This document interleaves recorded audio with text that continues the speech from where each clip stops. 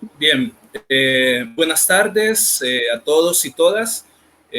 Para nosotros, como equipo hondureño de acompañamiento psicosocial, es un gusto estar en este ciclo de conferencias que estamos lanzando, tanto para diferentes organizaciones y también población. En este marco, pues hemos querido, como un homenaje de memoria, como conmemoración de los 11 años del golpe de Estado y una memoria histórica para los mártires y las víctimas de ese fatídico momento, hemos decidido pues lanzar este espacio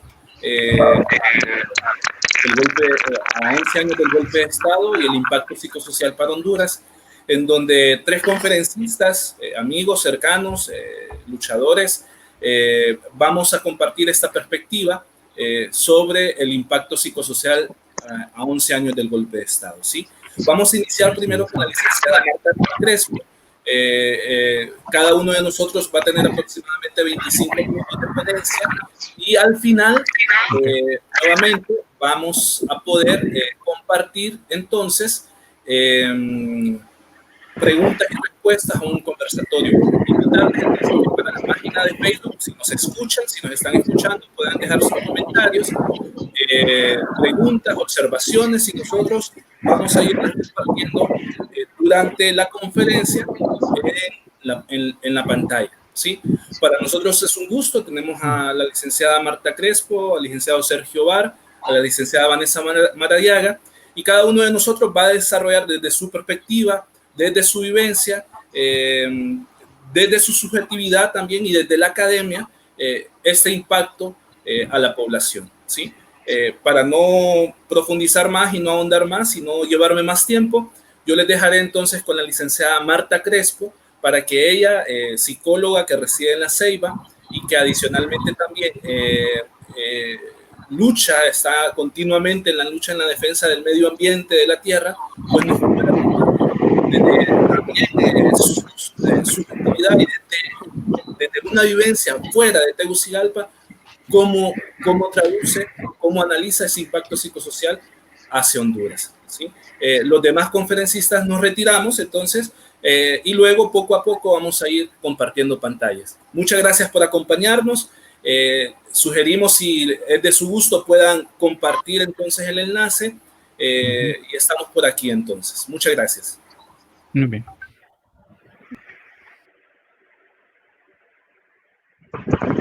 Todo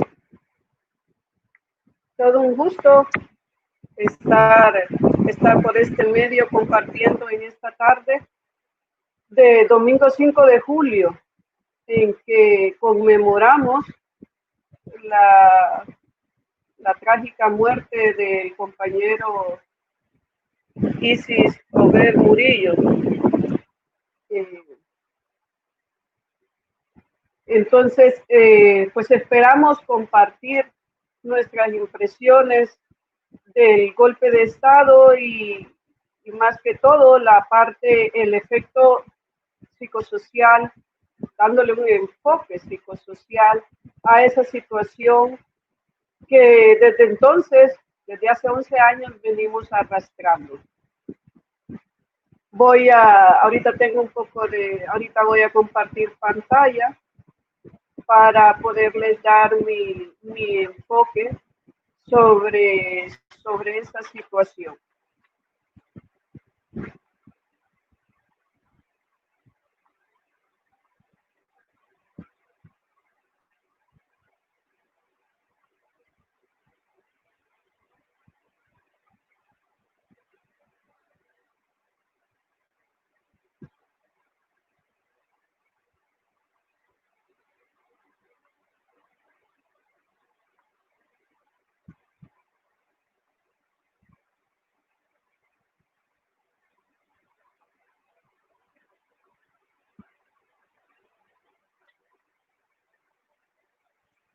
Nos vamos a enfocar en tres momentos. Primer momento, ¿quién anda contando mi historia? Este sería el tercer momento, cómo dejar de ser víctima en 12 pasos. Y el principal momento que yo quiero enfatizarles es la cultura de la impunidad, sus efectos.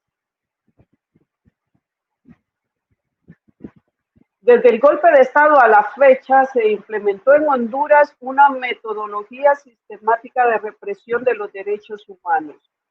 Precisamente a partir del 5 de julio del 2009, esa represión se vio evidenciada y casi de inmediato. Nos quitaron el derecho de la libertad de expresión, el derecho de la libertad de información. Como recordarán, desde el domingo 28 de junio del 2009, los medios de comunicación televisivos y radiales y escritos comenzaron un tipo de censura no tan visible, pero sí ahí estaba la censura en el sentido de que solo nos informaban lo que ellos querían informarnos. Desde ese momento las cadenas televisivas y radiales eran incesantes, provocando ese impacto emocional en cada uno de los hondureños. Luego, para el 5 de julio hasta la fecha, iniciaron la opresión de los levantamientos populares para así cercenar toda posibilidad de crítica y de acción opositora. Esa metodología incluyó y sigue incluyendo, por tanto, un terrorismo de Estado que obligadamente vino acompañado del delito de la corrupción, y con este apareció la impunidad. Para este tema me enfocaré en la parte traumática que surge como efecto de la impunidad, dejando a un lado la parte legal. Eso le corresponde a los abogados. Pero sí, en este momento quiero enfocar la parte traumática que desde entonces, por efecto de la misma impunidad que empezó, se pudiera decir, desde el momento que sacaron al presidente Zelaya en pijama la trágica noche del 28 de junio, y perdura hasta la fecha esa impunidad. Aquí para entretenerles un momento, ante las denuncias de corrupción en nuestro municipio hemos actuado con rapidez. ¿Y qué hicieron? Encarcelamos a los denunciantes. De esta manera es como se ha visto que una y otra vez han procedido los entes gubernamentales. Podemos hablar de que estamos inmersos en una cultura de impunidad. La cultura de la impunidad toma varias formas. Una expresión contenida.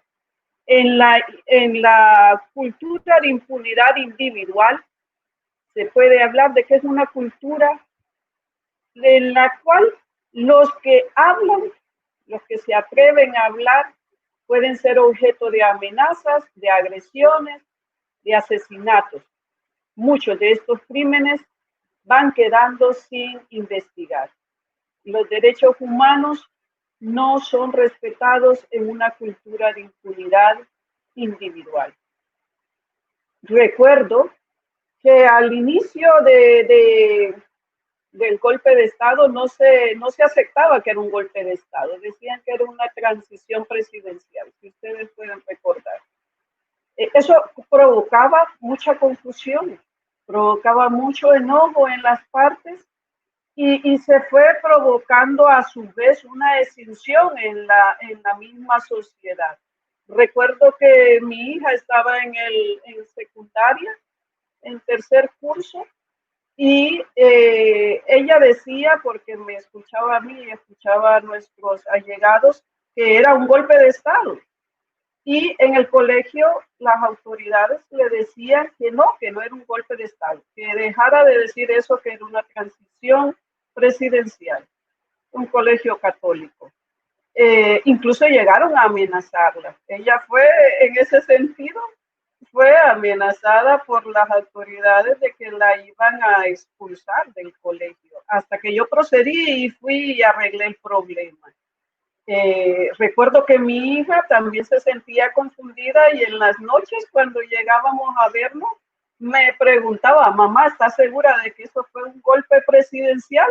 ¿Estás un golpe de Estado? ¿Estás segura, mamá? Y le preguntaba a todas las demás familiares si era un golpe de Estado.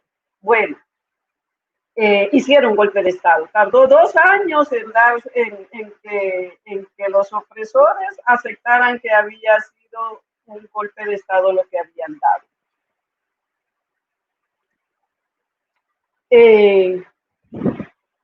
No sé cómo están viendo la pantalla, pero bueno, aquí continúo.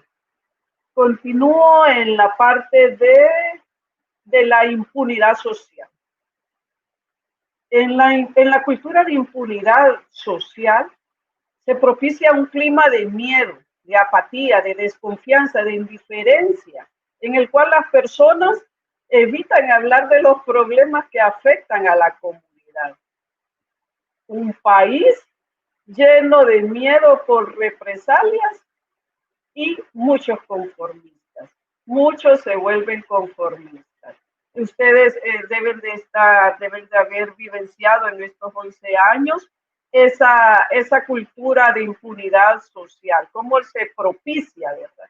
Cómo se propicia estas actitudes y este comportamiento en el colectivo, en la sociedad en general, porque provoca un clima de miedo, un clima de desconfianza. No se sabe con quién se está hablando, vaya a meterlo en un problema uno, por pequeño que sea la opinión que tenga sobre lo que está ocurriendo. Entonces priva la desconfianza.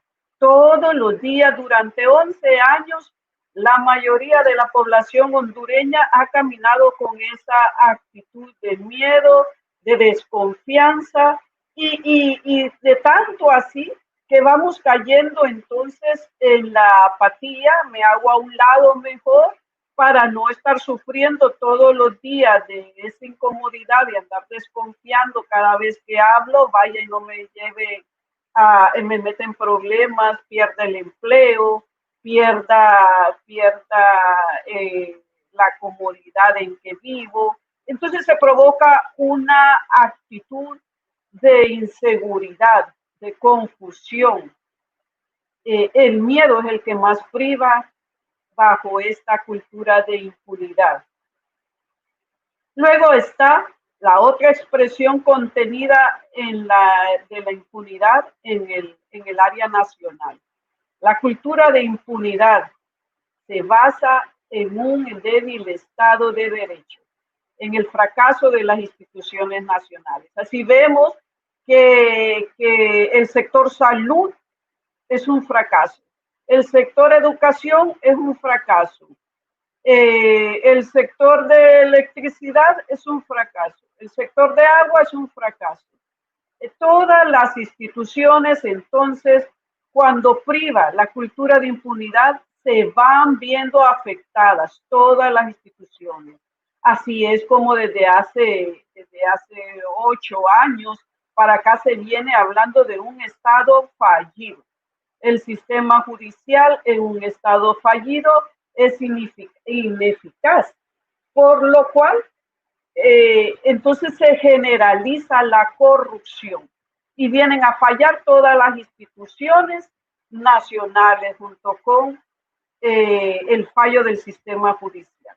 Se vuelve un efecto dominó. Últimamente se ha estado hablando mucho del efecto dominó sobre toda la situación de país, referente siempre a la impunidad. Otra de las expresiones contenidas en la cultura de la impunidad es lo internacional. Cuando las agendas políticas internacionales prevalecen por sobre los derechos humanos de un país, esos intereses constituyen la fuerza que mantiene entonces la impunidad, la va generando esa cultura de impunidad. Vemos entonces cómo las agendas políticas de Estados Unidos han prevalecido por sobre los derechos humanos de Honduras. No les interesa si aquí se respetan o son violentados nuestros derechos. Simplemente ellos se hacen de la vista gorda. No les importa que seamos declarados un narcoestado, aún en las mismas cortes de Estados Unidos. Aún el mismo sistema judicial de Estados Unidos ya ha declarado a Honduras abiertamente como un narcoestado. Sin embargo, la agenda política de Estados Unidos no puede verse comprometida por las bases militares que tenemos, por la ubicación estratégica y geopolítica que tiene Honduras en relación a América del Sur, donde están enfocados los intereses mayormente de Estados Unidos. Entonces, no importa que queden impunes los crímenes, los vejámenes que los gobernantes actuales están ejerciendo desde el golpe de Estado sobre nuestro país, sobre nuestros ciudadanos. Lo que les importa entonces es que prevalezca su agenda política internacional, que Honduras siga siendo para ellos una base militar.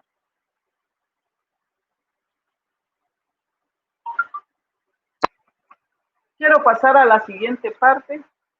No sé si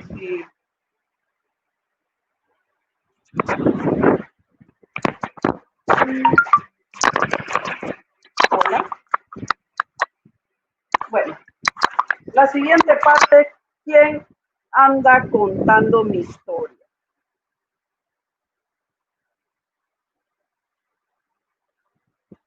A todos los seres humanos nos gusta escuchar historias, mucho más durante la infancia. Los niños pueden oír el mismo cuento una y otra vez a pesar de que saben perfectamente hacia dónde va el relato. Les debe de haber pasado a ustedes. Y de ninguna manera permiten que se modifique el final. Estar al tanto de lo que le va a suceder a los personajes de los cuentos le proporciona al niño seguridad, ya que le garantiza que el futuro no es misterioso, ni impredecible, ni atemorizador. Les gusta saber que el héroe sale vencedor, que los malos recibirán un castigo y que el orden se restablecerá. Por eso les gusta tanto que uno les repita una y otra vez la misma historia, porque van buscando esa seguridad emocional.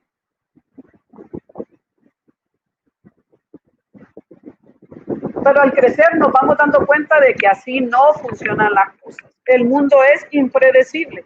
Ninguno de nosotros puede asegurar lo que va a pasar al día siguiente y constantemente sentimos que no somos dueños de nuestro destino.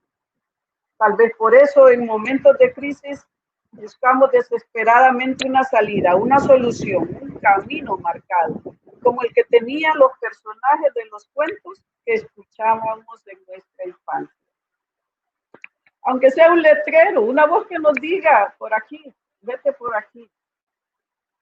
Algo o alguien que nos ayude, pues no vemos la solución a nuestro alcance.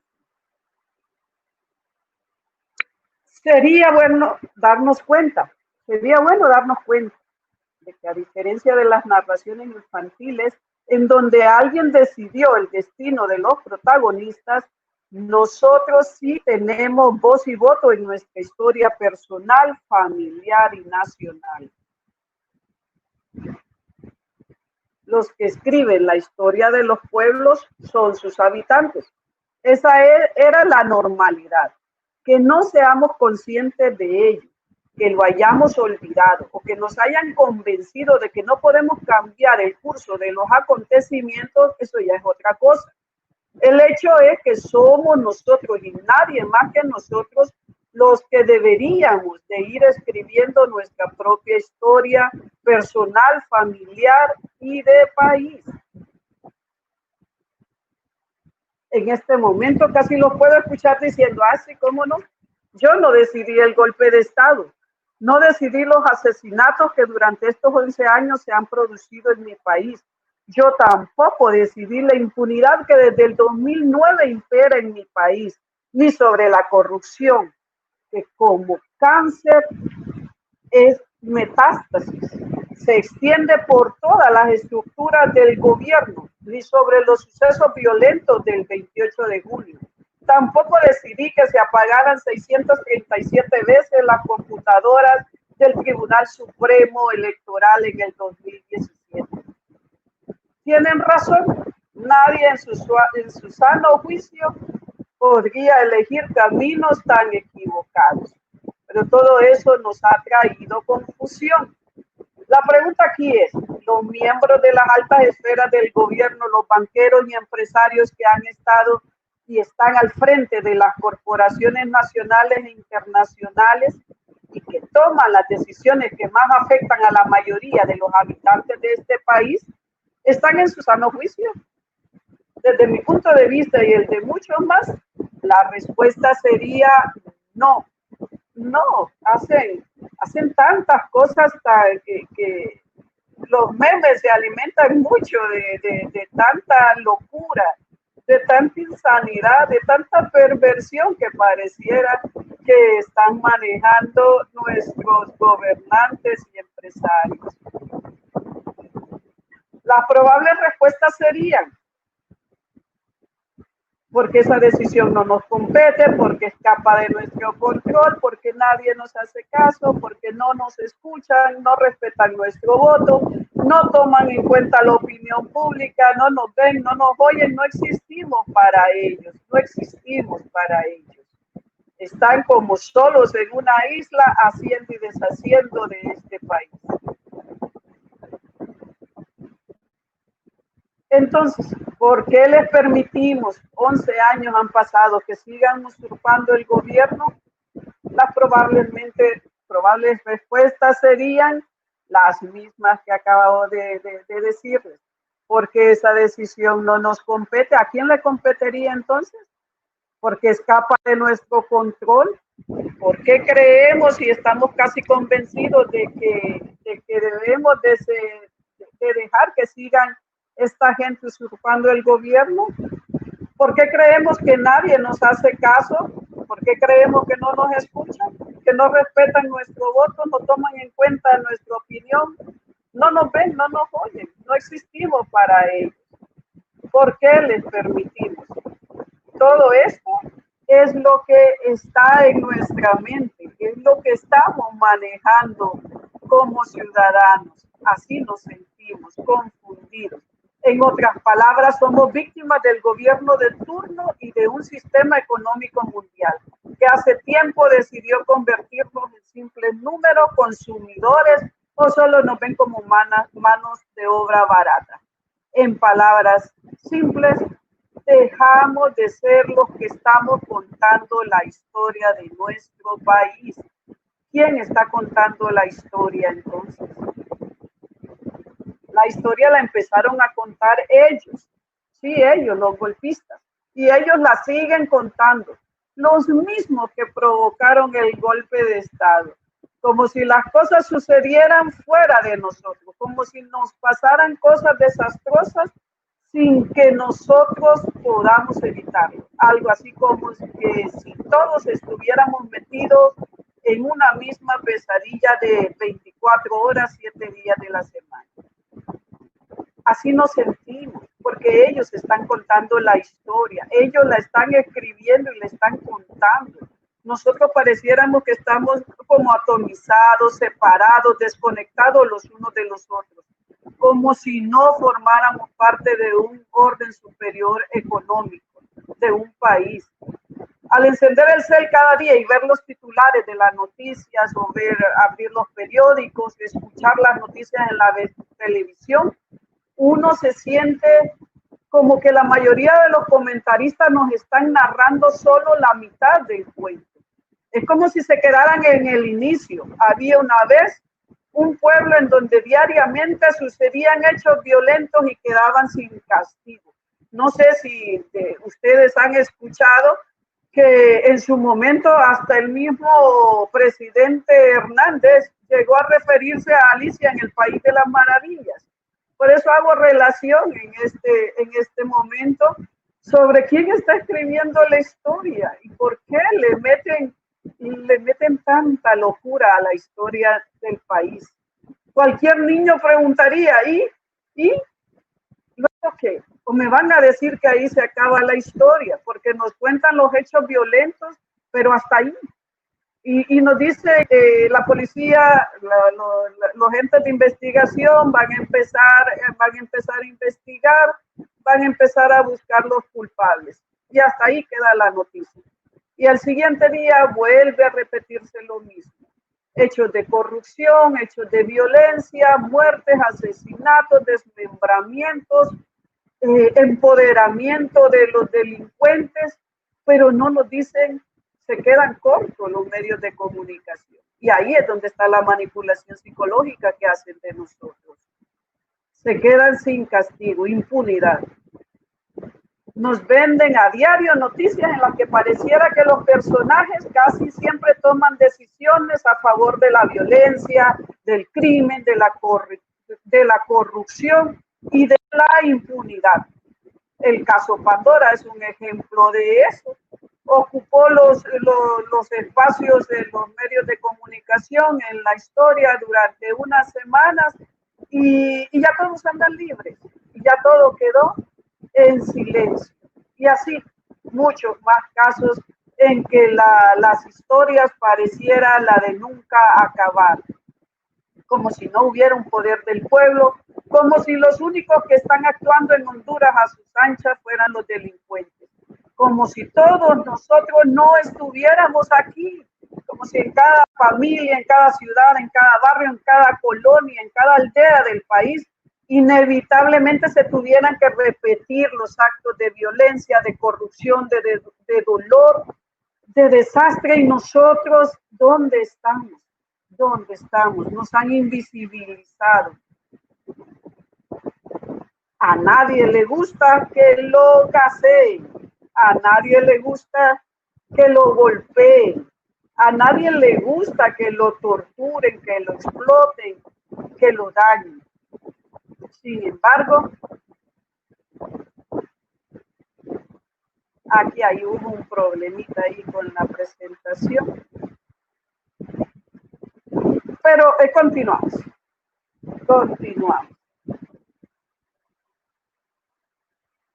¿Por qué aceptamos las reglas injustas? Las reglas injustas de este sistema neoliberal, de este capitalismo salvaje, dictatorial, depredador y suicida. ¿Por qué si los delincuentes han podido crear múltiples redes y eficientes redes de narcotráfico, nosotros no hemos podido crear redes de ayuda solidaria que funcionen con igual eficiencia? La respuesta es más que obvia, dirán algunos, porque ellos riegan a montón el dinero, Muchos se quedan en eso. Es que yo no tengo dinero para ir a confrontarlos. Es que ellos sí tienen dinero y nos escudamos en eso, pero no es eso. Como es que ellos sí han podido crear esas múltiples redes y eficientes redes de narcotráfico. Ya para terminar esta parte, el mundo que otros han diseñado para su propio beneficio es una cárcel para la mayoría de los seres humanos. Nosotros nos estamos comportando desde hace 11 años como si estuviéramos en una cárcel. Hemos sido invisibilizados por los malvados, diría yo. Hemos sido invisibilizados por los que están oprimiendo al pueblo y están dirigiendo el gobierno de Honduras. Se ha convertido en una cárcel vivir en Honduras para la mayoría de todos nosotros. Si ustedes están dispuestos a escapar de ella, les invito a que descubramos dónde están las puertas de salida, porque como psicólogos hemos visto y como estudiosos profesionales hemos visto, sabemos que todo problema no solo va acompañado de una solución, todo problema tiene más de una solución. Este problema de impunidad tiene solución y no solo una, millones de soluciones, tantas soluciones como ciudadanos, como población que habita en Honduras. Les invito entonces a que descubramos dónde están las puertas de salida, porque hasta ahorita las que se han intentado no han sido suficientes.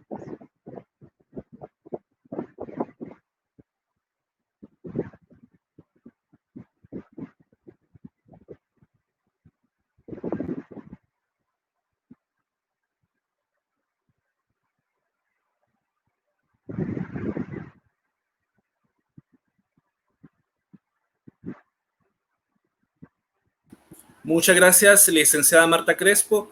Es una colega psicóloga que está en el litoral, dando, justamente concientizando, trabajando, organizando en el marco del defensa del medio ambiente y la tierra, y que nos ha compartido esta visión del impacto psicosocial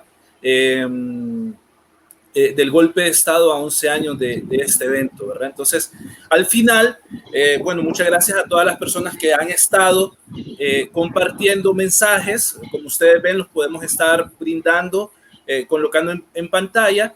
Y al final vamos a tener entonces con los tres un pequeño conversatorio con preguntas y respuestas, ¿verdad? Entonces, agradecer mucho a la licenciada Marta por su tiempo, por estar aquí al pie de la bandera en este pequeño evento de memoria histórica, justamente para nuestros mártires a 11 años del golpe. La importancia entonces de poder conformar y posicionar en el imaginario social estas narrativas sobre los hechos, ¿verdad? Entonces, sobre lo que ha pasado y sobre lo que tenemos que recordar para poder aprender de la historia, ¿sí? Entonces, importante la narrativa en torno a esto y bueno, muy interesante. Pasamos entonces a continuación con un gran amigo, sociólogo, un agente social también que está ahí al pie de la bandera con diferentes procesos, trabajando con organizaciones de sociedad civil, con organizaciones campesinas, con movimientos y también trabajando justamente con diferentes colectivos también con enfoque psicosocial, ¿sí? Entonces, en función de eso, yo presento a Sergio Bar. También han dado por todas partes del país haciendo su trabajo social y nos va a compartir esa perspectiva a 11 años del golpe de Estado, el impacto psicosocial, ¿verdad? Entonces, muchas gracias, Sergio, por estar aquí al pie de la bandera y los dejo con él.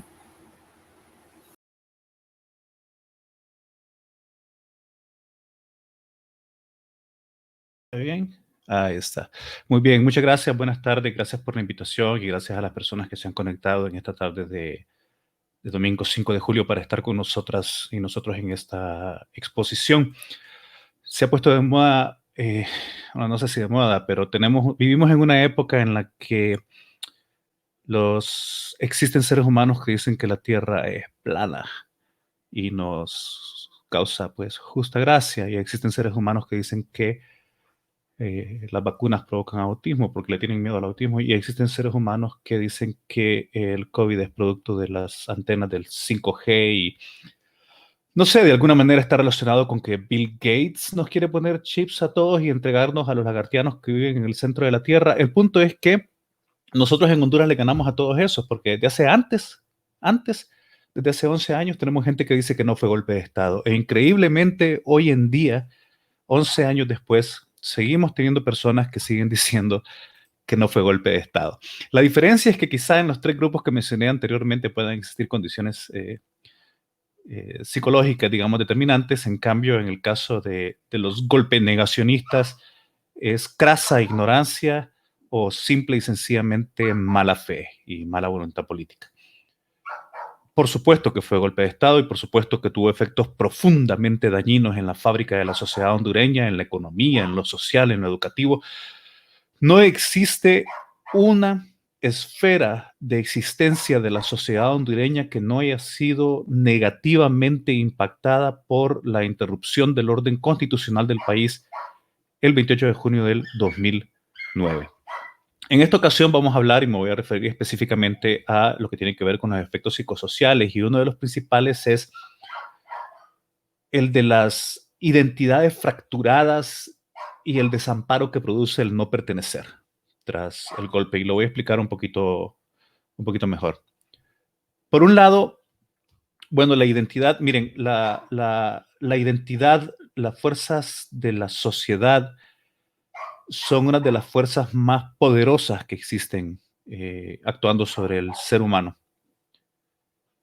A usted le pueden dar una cajetilla de un producto de cigarros, ¿no? Que al lado dice, este producto lo va a matar, y la presión social es tan fuerte en su entorno que usted termina fumando, aunque ahí dice claramente que lo va a matar.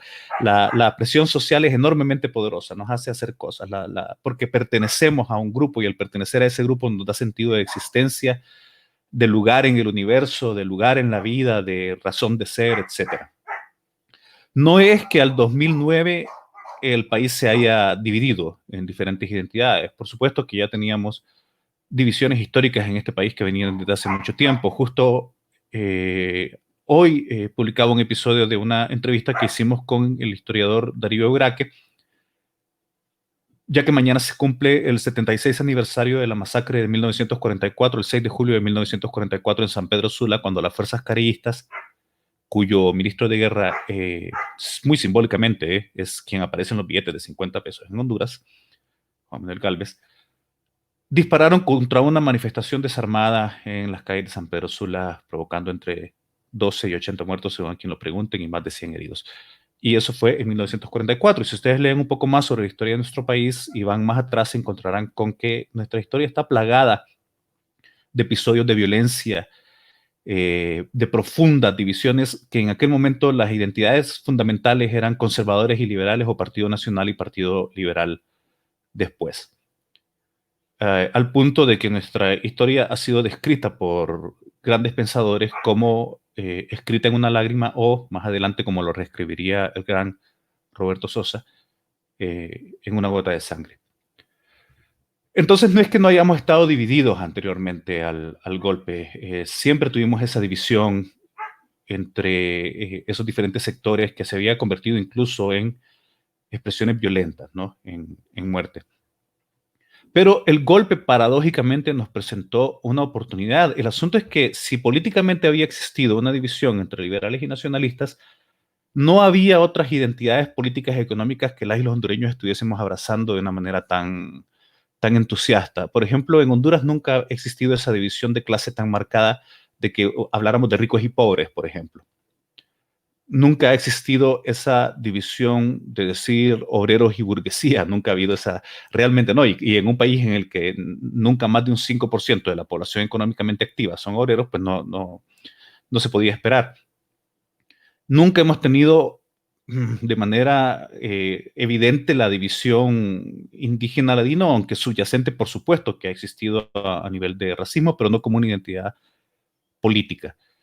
El golpe permitió delimitar nuevas posiciones en Honduras ante el agotamiento del sistema político, y como toda crisis, cumple también un papel de aclarar situaciones, de quitar máscaras y de aclarar las posiciones en las que cada persona se encuentra ubicada, y surgieron dos identidades bastante claras, que ustedes recordarán perfectamente, y parece increíble que esto haya sido hace apenas 11 años, ¿no? ¿Cuáles eran esas identidades en aquel momento? Golpista y resistencia. Y se marcaron dos identidades de forma bastante clara. Y por el lado de la resistencia, golpistas son los que todavía hoy en día siguen diciendo que no fue golpe. Y por el lado de la resistencia fue interesante, porque lo que surge como la defensa de un orden constitucional de gobierno democrático, de una formalidad, digamos, de gobierno democrático, o de una normativa, incorporan a su agenda otra serie de temas, ¿no? Que van más allá de lograr la normalización política y comienzan a plantear la necesidad de reformas políticas profundas, asegurar mayor participación, compartir el poder, una nueva constitución, un nuevo contrato social. Todos estos nombres para llamarle una nueva constituyente, que a lo que se refiere básicamente es, y por cierto, constituyentes han habido muchísimas en Honduras, a lo que se refiere básicamente es a un nuevo contrato social, a una nueva forma de relacionamiento entre los diferentes grupos de población en el país. En ese momento teníamos entonces como oportunidad, después del golpe, el surgimiento de estas identidades, y una de ellas estaba nutriéndose de material de reivindicaciones sociales históricas y además de nuevas reivindicaciones. Vean ustedes qué interesante, y no es casual, la primera víctima mortal del golpe de Estado en Honduras pertenecía a la comunidad LGBTI. Y es en las luchas inmediatas que provoca el golpe de Estado en la resistencia de la población que la comunidad LGTBI da un paso de politización, digamos, en el sentido de dar un paso, cuando anteriormente se intentaba reducírseles al tema de salud pública. La comunidad surge como un sector político con reivindicaciones que tienen que ver un carácter nacional y como un aliado, como sector, ¿no? Como una aliada de el resto del movimiento social hondureño, empieza a ser visto con nuevos ojos. O sea que el golpe politiza, el golpe da oportunidades.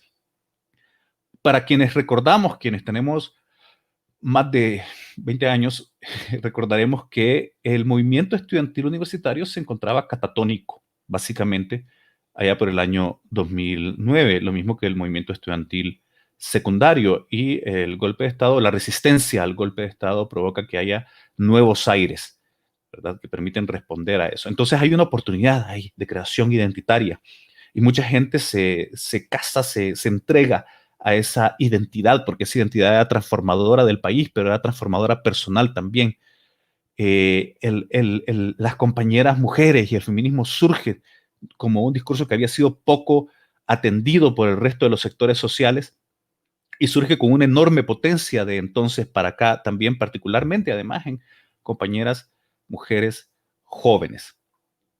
Esa construcción identitaria se basa en la resistencia al golpe de Estado, no se basa en la participación electoral. La participación electoral es la identidad que teníamos antes.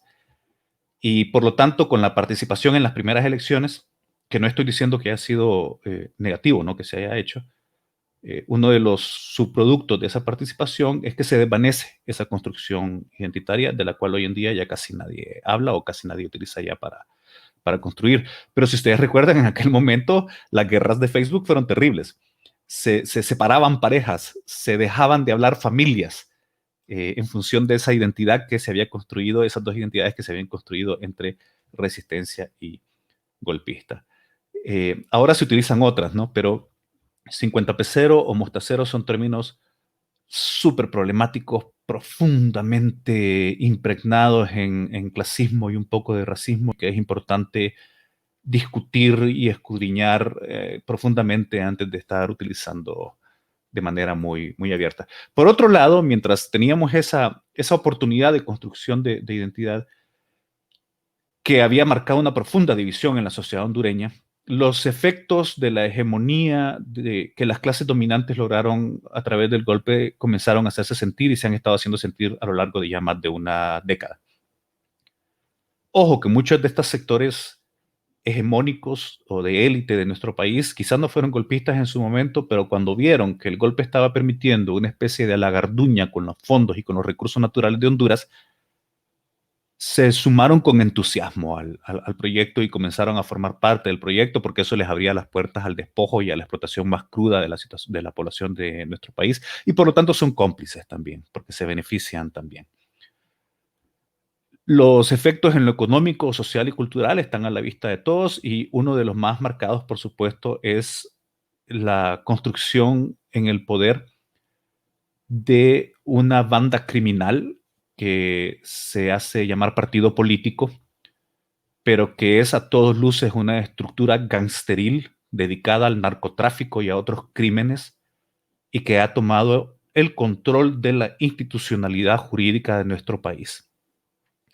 Solo en Honduras es que somos únicos. Solo en Honduras vemos a un montón de diputados y diputadas a punto de ser juzgados por vínculos con el narcotráfico y con la corrupción, cambiando las leyes en el Congreso Nacional para que ya no puedan ser juzgados. Esa es la evidente destrucción de la institucionalidad democrática, que se abre a partir del golpe de Estado y que es quizá uno de los pecados más grandes que cometieron los grupos que apoyaron lo que ocurrió en el 2009.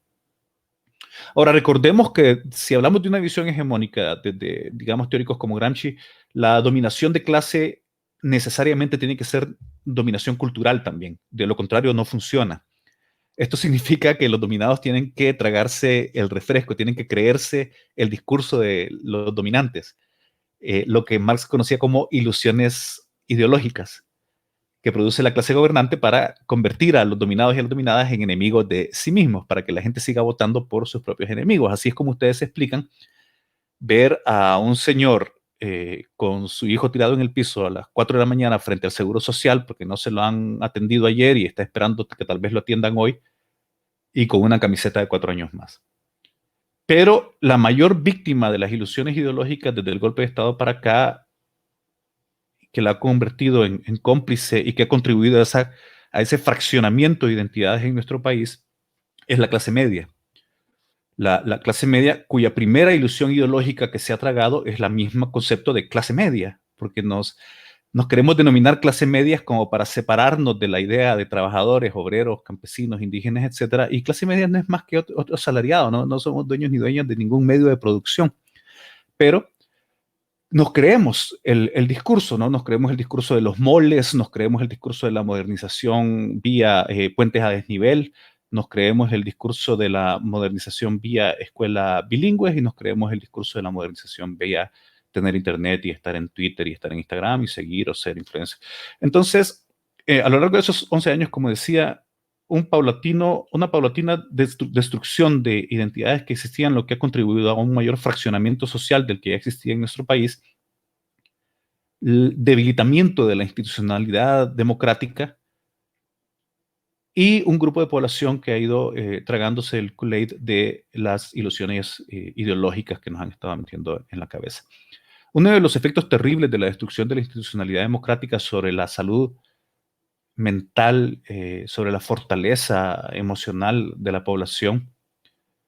De acuerdo a organizaciones como Calidad de Vida, de 10 a 15 mil niños en Honduras han quedado huérfanos por la violencia en los últimos 10 años, es decir, del 2009 para acá.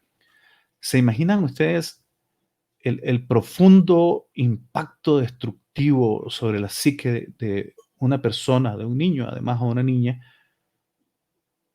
de haber quedado huérfano producto de la violencia en nuestro país, en un país que además durante muchos años, 5 o 6 años, ocupó los primeros lugares de actos de violencia a lo largo de todo el mundo y creo que también fue un efecto directo del golpe de Estado. Luego tenemos otros elementos que nos han venido a afectar en términos de salud mental. Como les decía, hemos ido perdiendo un poco esas identidades, ¿no? Eso hace que además la gente se aferre a lo que tenga al lado, a la tabla de salvación que tenga al lado, llámese Olimpio Motagua, por ejemplo, y dispuestos a matar por eso, o llámese el partido político, y ahí es como ustedes explican que hay gente que actúa como que fuera call center aunque no le estén pagando, ¿no? Y que medio les critican a un líder y salen ofendidísimos en redes sociales pegando el grito al cielo y dándose golpes en el pecho. Porque necesitan eso de donde agarrarse. Ahí es donde ustedes explican también por qué la gente tiene necesidad de construir liderazgos, porque es parte de lograr una identidad, de pertenecer a algo. Miren, yo no olvido, los policías no habían terminado de gasearnos, de golpearnos, toletearnos, dispararnos, torturarnos por alguna manifestación y a las 2 horas se ponían en huelga y ya estaba la gente en redes sociales alborotada, que los policías revolucionarios, que había que organizarnos para llevarles comida, que les lleváramos mantitas, que pobrecitos. Un gremio del transporte dirigido por diputados del Partido Nacional que está buscando beneficio económico en medio del caos, ya estaba la gente diciendo, ay, los transportistas son compañeros, son revolucionarios, y si cae aquel, forajo, etc. Una necesidad de construir liderazgos. Una doctora que dirige un movimiento de defensa de sus colegas, ¿no? De su sector, que inmediatamente ya la gente la está diciendo que sí, la queremos de candidata a presidenta. Hay una necesidad, ya sea con periodistas, ya sea con figuras de culturales, sociales, ya sea con figuras políticas, inmediata de construir liderazgos absolutos. Que el problema que tienen es que nadie puede sobrevivir a la presión de tener tantas expectativas echadas encima, ¿no? Porque la gente tiene esa necesidad de pertenecer y porque además la institucionalidad no nos está dejando de dónde agarrarnos.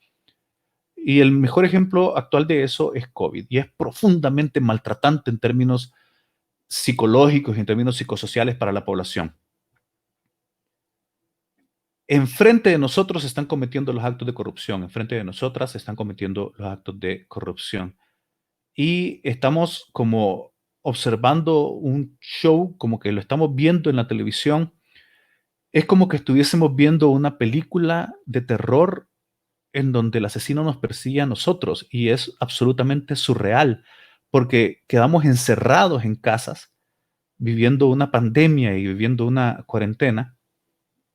No estamos trabajando en casa, ¿eh? Estamos viviendo una pandemia en casa tratando de trabajar. Y estamos siendo afectados directamente y al mismo tiempo teniendo que observar de forma remota cómo estamos siendo afectados, cómo nos están robando, cómo nos están quitando todo de la manera más sinvergüenza posible, además, o sea, ya sin ningún tipo de, ya ni siquiera tratando de fingir absolutamente nada.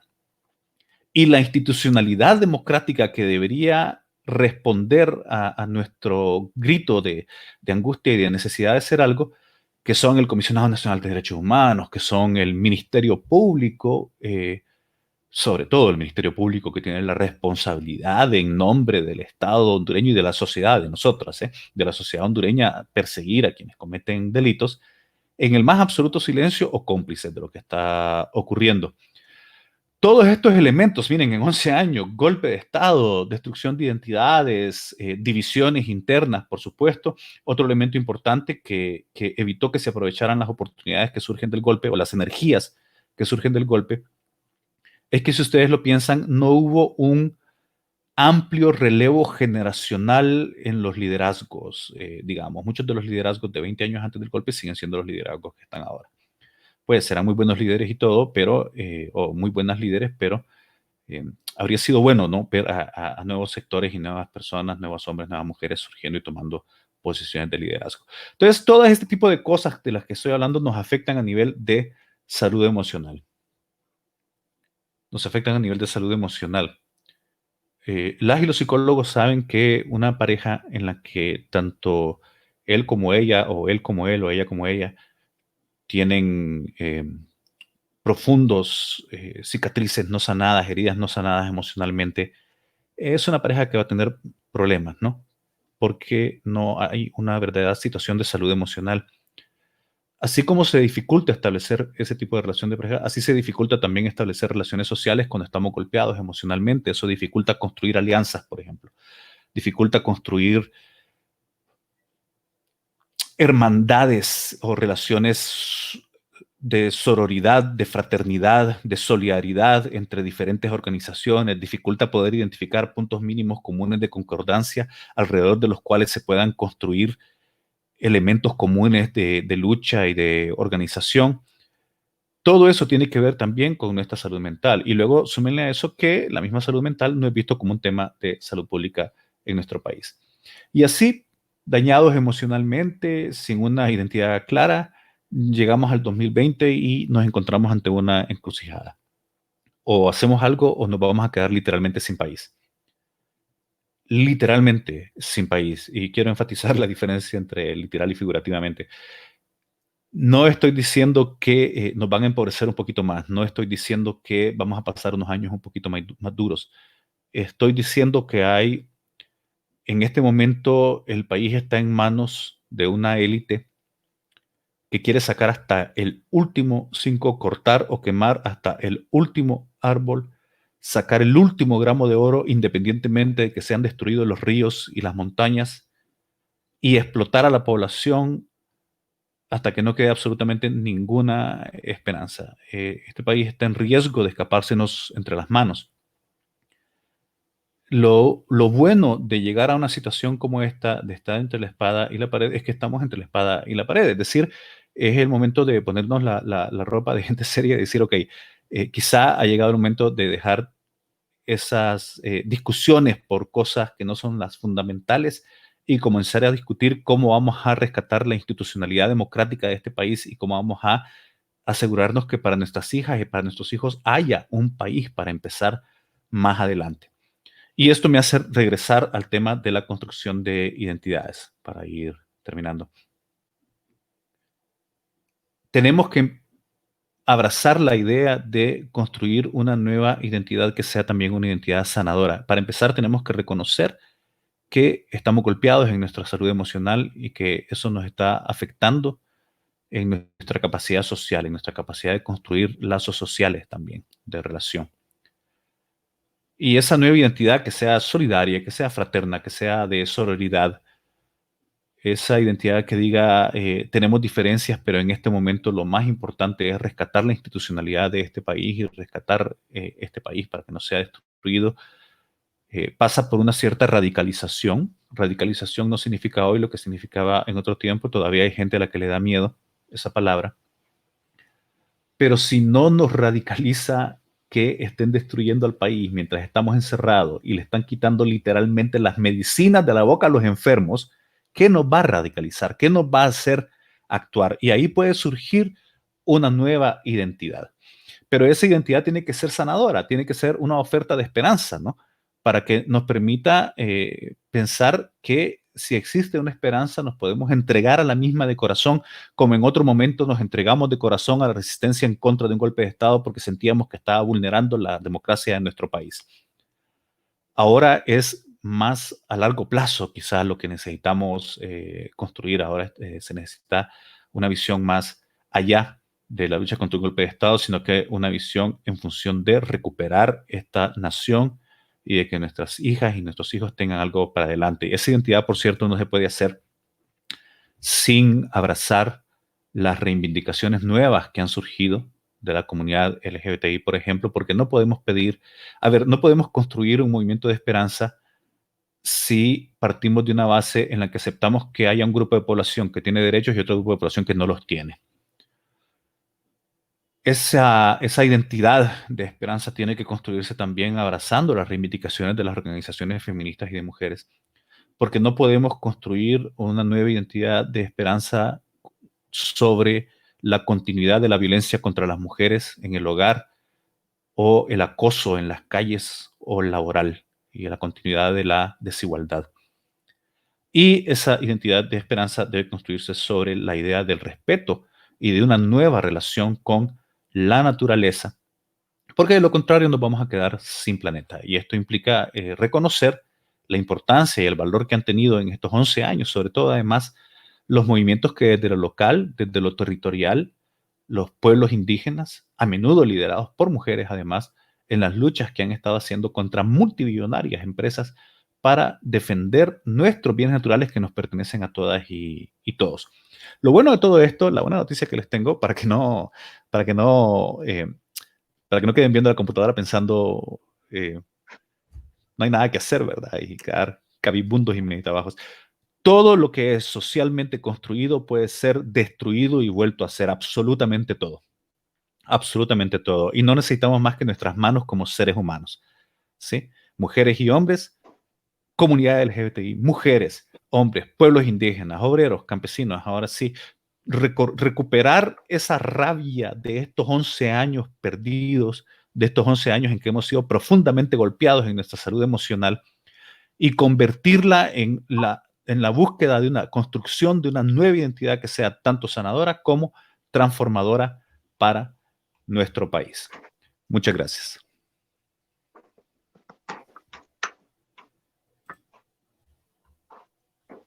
Bien, muchas gracias a Sergio. Estamos en este espacio de memoria histórica, justamente intentando conmemorar nuestros mártires a 11 años del golpe de Estado y el impacto psicosocial.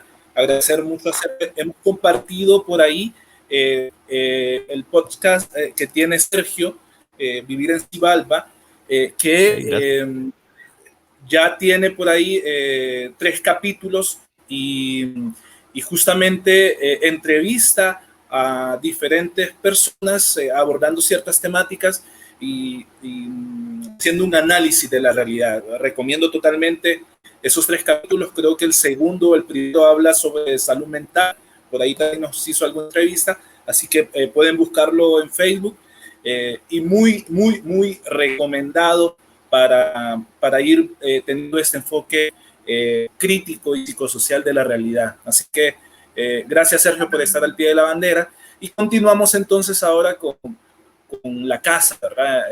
Agradecer mucho pues estas locuras y este acompañamiento en todos los espacios, y intentando crear una psicología diferente para nosotros, como equipo hondureño de acompañamiento psicosocial.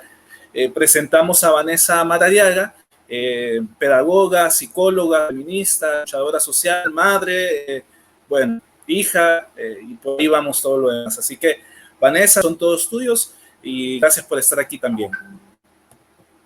No, gracias a todos y todas los que nos están escuchando, gracias a cada uno de los compañeros que han hablado y las compañeras que han hablado antes de mí.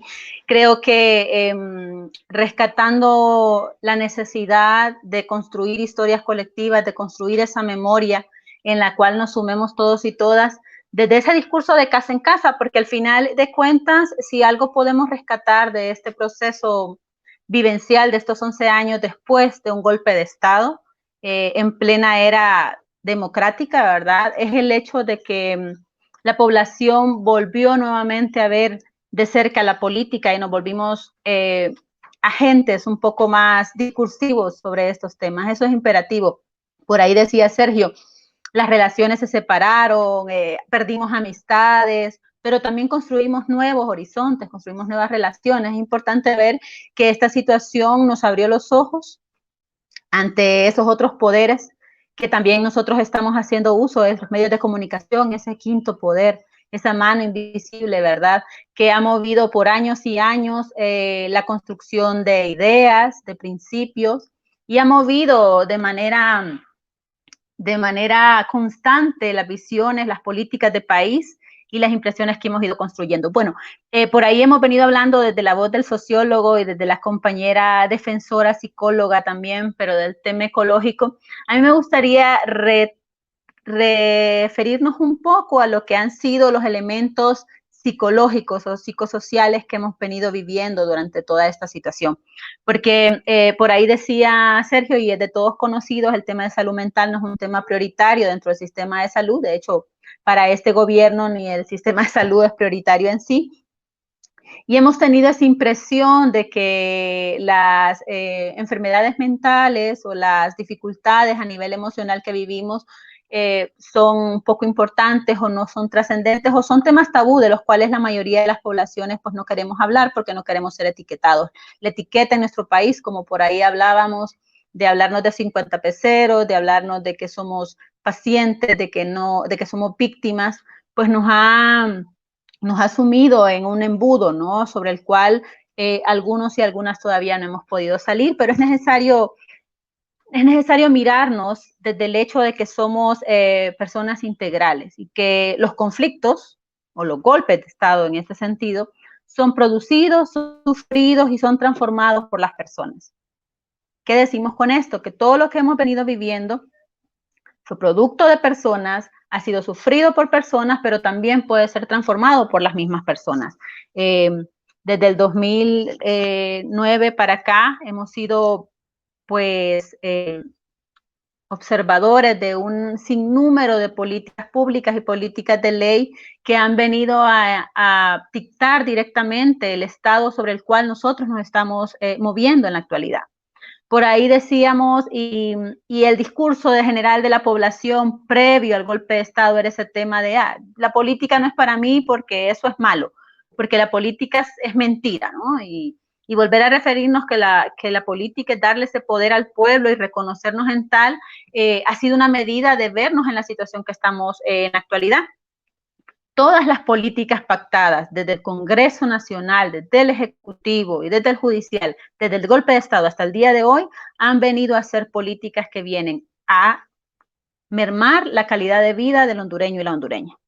ya sea en temas de salud sexual y reproductiva, como fue la PAE, que fue una de las primeras leyes que fue derogada en el Congreso espurio y golpista, ya sea hablemos del tema de salud, con todo lo que fueron las políticas de privatización sobre las cuales tanto el gremio médico y el gremio de salud en general y el magisterio salieron a las calles, ya sea el tema de salud. Por ahí hablaba Sergio, hablaba de la necesidad y de cómo vemos la privatización como, para algunos, ¿no? Ven la privatización como una necesidad de crecimiento.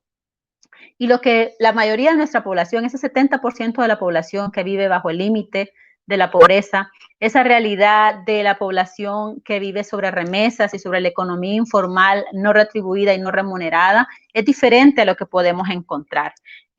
Coaleanza y las privatizaciones de carreteras, de recursos naturales, la pérdida y la muerte y el asesinato como tal de defensores y defensoras son situaciones que nos han venido a calar durante todos estos años. La muerte de Berta Cáceres, el asesinato, perdón, de Berta Cáceres, que lo reconocemos como tal todos y todas, la pérdida de nuestros recursos naturales, la lucha que hay ahí en el sur con el tema de las mineras, la persecución y la muerte de defensores y defensoras, el que seamos reconocidos a nivel internacional como uno de los países más difíciles para ejercer el tema de defensoría de derechos humanos, ¿no? La situación económica que estamos viviendo, que la viene a poner mucho más difícil la pandemia, pero que es algo que resulta del encarecimiento de la vida, la canasta básica, la realidad socioeconómica. En el tema laboral, el empleo por hora viene a ser una situación que pone en detrimento la realidad de todos. ¿Y cómo es que todas estas situaciones vienen a ser mella en nuestra realidad emocional? Reconocer primero que cuando hablamos de este ámbito psicosocial decimos que todas las situaciones en el ámbito social, político, económico tienen una repercusión a nivel personal. Y si no, mirémonos ahorita, miremos cómo estamos viviendo esta situación de pandemia, cómo hemos venido viviendo estos años sobre la irregularidad de tener o no tener empleo, saber que nos pueden despedir en cualquier momento, saber que por ahí hablábamos de que no somos dueños ni siquiera de nuestro conocimiento y nuestra mano de obra. Nos pueden poner el precio que queramos. Cuando hablamos de una población en general, cuando ya nos referimos a mujeres dentro del ámbito laboral, dentro del ámbito de violencias, pues vemos una situación mucho más carente y mucho más difícil, ¿no? Que es necesario reconocerla. Y ante estas situaciones, ¿por qué? Porque el conflicto, el golpe de Estado, nos vienen a poner en procesos sociales muy claros sobre los cuales nos hemos estado dirigiendo durante todos estos años, que son la amenaza diaria, la destrucción de nuestros bosques, de nuestros recursos naturales, de nuestra identidad como población, las pérdidas humanas que han sido muchas durante este tiempo, las pérdidas económicas, las pérdidas de ese sentido de identidad y de pertenencia que veníamos construyendo hasta el día de hoy. Todos estos 11 años han venido a ser un rescoldo de lo que hemos venido sufriendo, y ante todo eso enmarcado dentro de la amenaza, la destrucción y la pérdida, viene el tema de la injusticia y la impunidad, sobre la cual todos y todas estamos muy claros. Estos nuevos proyectos de ley, el reconocimiento de que las cuotas de poder ya las utilizan de manera mucho más descarada. ¿Qué nos vienen a poner? Entonces la población ha venido viviendo y venimos viviendo sentimientos de miedo, duelo, trauma y una rabia impotente. Y creo que aquí nos podemos suscribir todos, ¿no? Esa sensación de enojo, esa sensación de rabia como tal, y saber que desde ese momento, desde mis propias manos solitarias, no puedo lograr mucho, ¿no? Son 11 años sobre los cuales la población ha tratado de mantener un discurso en las calles que contraponga al eje de las comunicaciones, la hegemonía que ya reconocemos que hemos vivido desde la política y que nos ponen en situaciones delicadas por ahí. Decía el padre Melo en una de sus tantas entrevistas por ahí que esta situación, estos 11 años, vienen siendo como la continuidad de un proceso ininterrumpido de consolidación del golpe de Estado.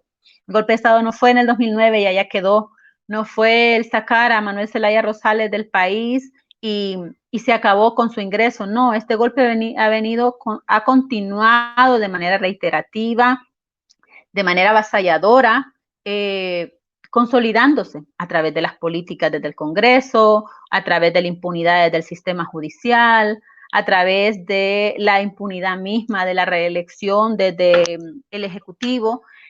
Y es toda esta situación nos pone en una posición rabia impotente de replantearnos, de repensarnos, y en muchas ocasiones esas subjetividades se viven y se van a seguir viviendo de manera diferente en cada hogar. Por ahí hablaba Sergio de la inexistencia de la clase media, yo les digo la clase de las tarjetas de crédito, porque al final de cuentas es una realidad ilusa, no existe, y vivimos sobre el endeudamiento perpetuo del salario que esperamos poder llegar a conseguir.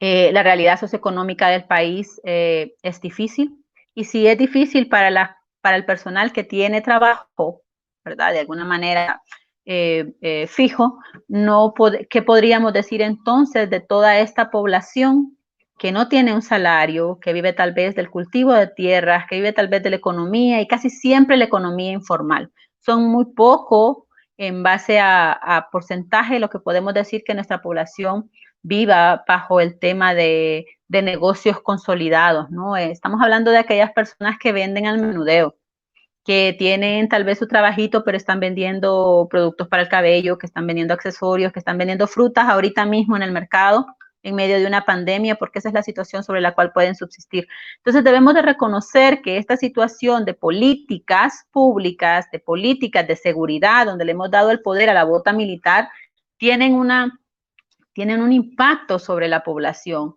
No me podemos decir que la presencia de militares en las calles la vemos de manera tan normal como la podíamos ver en otros tiempos. No es así.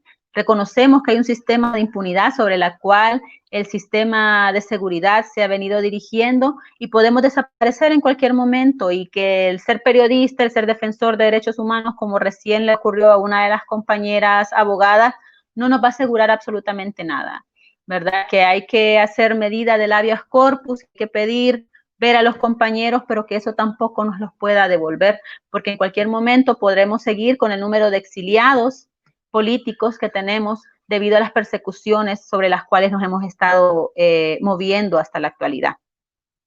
El panorama no ha sido positivo, no ha sido beneficioso.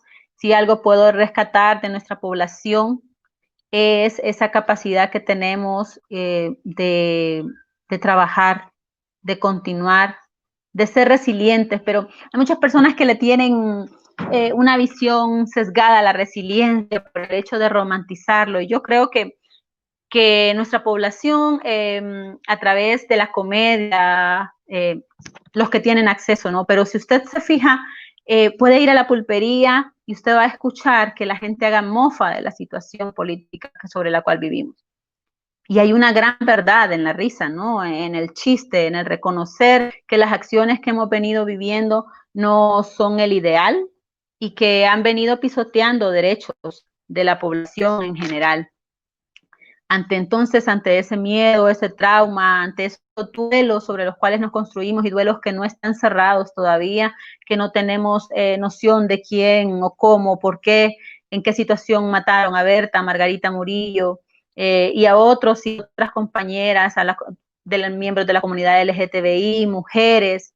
Es necesario reconocer entonces que esos duelos abiertos siguen siendo una necesidad de respuesta, ¿no? Y de cierre. La memoria histórica viene a responder a eso, y justamente por eso es que hemos querido crear este espacio, ¿verdad? Porque la discusión dentro de los hogares, la construcción de nuevas realidades, de poder expresar nuestros miedos, porque hay que dar el lugar que se merece al miedo. Hay una canción muy famosa, ¿verdad?, que todos y todas tenemos muy presente desde el tiempo del golpe de Estado de Tacá: nos tienen miedo porque no tenemos miedo, porque hemos reconocido la necesidad de movernos, de enfatizar. Entonces hay que regresarle, ¿no?, el derecho a validar nuestros sentimientos y nuestras emociones, al ponerlos afuera y al poder decir, estamos hastiados, estamos cansados, estamos enojados. ¿Qué acciones podemos tomar cuando ya hemos reconocido esas emociones? Hay que describir ese conflicto como ya lo hemos venido haciendo, pero también hay que describir esas emociones que nos embargan a cada uno y a cada una. No son las mismas para todos y todas, porque nuestras realidades económicas, sociales, laborales y políticas tampoco lo son. Pero hay hay un espacio dentro de esas emociones que nos podemos circunscribir, es que al final el duelo es el duelo para todos y todas, ¿no? Esa emoción de pérdida, de abandono, y esa rabia impotente sobre la cual nos hemos circunscrito también nos ha dado la oportunidad de accionar, porque al final de cuentas el miedo, el enojo, nacen debido a las injusticias. Cuando nosotros reconocemos injusticias en el mundo, podemos sentir el enojo. Y desde ese enojo hemos podido ver la articulación de movimientos, las mujeres mucho más consolidadas, que el discurso del movimiento feminista se vuelva cada día más algo sobre la mesa, que nuestros líderes, lideresas estén considerando nuevamente qué entienden por integralidad, qué entendemos por la noción de país, ¿no? Esa visión de reconocer dentro de ese movimiento post-golpe, ya llámele frente, llámele organizaciones, la existencia de los movimientos indígenas, la necesidad de cuidar nuestros recursos económicos, nuestros recursos naturales, nos vienen a unificar en esas luchas. La injusticia como tal también nos ha venido a unir para que lo reconozcamos. Y las amenazas sociales que hemos venido viviendo y que seguimos viviendo, hay que reconocerlas, ¿no? Analizarlas y ver la relación de nuestros miedos ante esas amenazas. ¿Qué realidades hay? ¿Sobre qué podemos construir? Porque si bien es cierto, hay una realidad sobre la cual estamos viviendo, no implica que no podamos cambiarla, ¿no? No implica que no podamos hacer acciones desde lo personal hasta lo familiar, lo comunitario, lo social, lo político. Sobre esas líneas nos hemos venido viviendo. Y si bien es cierto, la situación socioeconómica y la situación mundial que estamos viviendo en este momento no nos pone tan fácil las cosas, yo continuaría pidiendo que no quitáramos el dedo del renglón de esas construcciones que se han venido dando, de esa necesidad de señalar las injusticias, de conversar con nuestros más pequeños sobre estas realidades. Es imperativo entonces que recojamos esos aprendizajes desde Chile, Argentina, Guatemala, El Salvador, la misma Nicaragua, y desde esas realidades de los 80 vividas en nuestro país, que han permitido que hayan grupos que hasta el momento continúen exigiendo la verdad, que continúen exigiendo justicia y sobre lo cual nos podamos circunscribir. Yo recuerdo con mucho pesar durante el tiempo del golpe algunos docentes de mi facultad de psicología diciendo que cuando quisiéramos analizar las realidades de país o las realidades como golpes de Estado nos circunscribiéramos a las realidades vividas en Argentina. O sea, los niveles de negación a los cuales podemos llegar en ocasiones son muy grandes. Y si seguimos permitiendo que algunos pocos tengan la palabra y construyan nuestra historia, que eso es lo importante, que otros construyan nuestra historia, que otros cuenten lo que nosotros hemos venido viviendo, eso nos desprovee, ¿no? Y la necesidad psicológica de construirnos es sobre rescatar nuestros miedos, rescatar nuestras realidades y contarlas de primera voz. Dejar de permitir que otros le pongan puntos y comas a lo que nosotros hemos venido viviendo. Y por ahí venir construyendo que desde las injusticias que tenemos y desde estas realidades, nosotros podemos venir haciendo mucho más que lo que hemos venido haciendo. No tenemos capacidad en la actualidad para abordar situaciones de manera aislada. Hay que continuar integrándonos, hay que continuar construyendo voces, hay que continuar siendo eco de las voces que ya existen, porque nadie puede hablar mejor de la realidad que viven los pueblos originarios que ellos. Y ahí tenemos voces que han estado históricamente levantándose, como Miriam Miranda y como muchas otras compañeras y compañeros, como la comunidad Milpa, las comunidades lencas, los afrodescendientes. Nosotros tenemos que estar ahí para nuestras poblaciones. La realidad del impacto psicosocial hasta este momento ha sido abrumadora porque nos construye, porque si no tenemos comida, no podemos tener tranquilidad emocional. Si usted no tiene seguro el alimento para su hogar, usted no va a estar tranquilo. Y eso hay que reconocerlo. No podemos separar que la realidad política y la realidad de políticas públicas que tenemos no nos vaya a afectar. Por usted en este momento está pensando, si yo me llegase a enfermar de COVID-19, ¿a dónde voy a ir? No hay camas en el hospital. Nunca ha habido un buen trato desde ese espacio. ¿Sobre qué realidad me voy a mover? Eso es algo sobre lo que estamos todos. Si esta situación continúa, ¿será que me van a despedir? Y eso es producto de todas estas leyes que se han venido aprobando después del golpe. El empleo por hora ha sido un golpe muy fuerte para todo lo que es el brazo laboral en el país, para todos los que subsisten desde esta realidad. Si bien no estamos negando que hay un impacto económico de esta situación, pero nosotros venimos viviendo este impacto económico desde el golpe. Como decíamos por ahí, se han enfatizado en sacar, en succionar todos los bienes. Tenemos la corrupción del seguro social y eso que nos trae una rabia impotente ante la injusticia, nos trae un reconocimiento de emociones negativas que nos llenan, sobre las cuales no hemos podido construir justicia. No la hay hasta el momento. ¿Qué nos toca? Nos toca seguir trabajando, nos toca seguir construyendo, nos toca acercar nuestras emociones en el discurso para los demás, nos toca seguir organizándonos, nos toca integrar voces, nos toca escuchar a las poblaciones, las mujeres y su discurso, a nuestros niños sobre sus realidades, a nuestras poblaciones, a todos nuestros ambientalistas, a nuestra clase media no existente, a nuestros campesinos.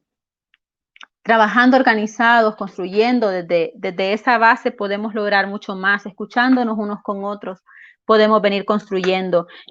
Hoy escuchaba a los compañeros y sí, comparto, no tenemos que tener una visión de víctimas, pero tampoco podemos dejar de reconocer que hemos sido golpeados durante este tiempo. Ahora lo importante es qué vamos a hacer.